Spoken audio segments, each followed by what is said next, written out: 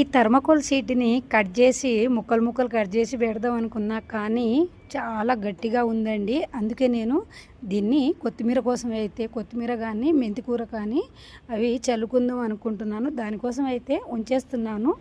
మీరు కింద పెట్టడానికి ఏమీ లేదని మనం బాధపడొద్దండి. ఇలాంటిది ఏమైనా ఉంటే వాడుకోవచ్చు.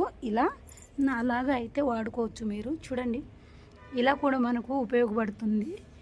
ప్రతి ఒక్క వస్తువు ఉపయోగపడుతుందండి. ఏదైనా యూజ్ చేసుకోవచ్చు. అంటే తెలివి ఉంటే, కొంచెం తెలివితేటలు ఉంటే ఇలా మనం వీటిని కూడా వదిలిపెట్టకుండా ఇలా కూడా వాడుకోవచ్చు. ఇక్కడ బస్తా చూడండి, బస్తా కింద కూడా పెట్టాను, దీని కింద కూడా పెట్టాను, దాని కింద కూడా పెట్టాను. ఇక్కడ చూడండి, అక్కడ కూడా కనిపిస్తుంది. అంటే ఏ వస్తువు కూడా మనకు పడే బుద్ధి కాదండి. ప్రతి ఒక్క వస్తువు మనకు దేనికో దానికో పనికి వస్తూనే ఉంటుంది.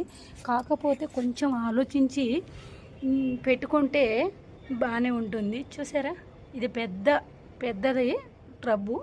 దాని కింద కూడా అదే పెట్టాను, దీని కింద కూడా పెట్టాను. అదంతా బ్యాక్ సైడ్ మొత్తం అయ్యే పెట్టానండి.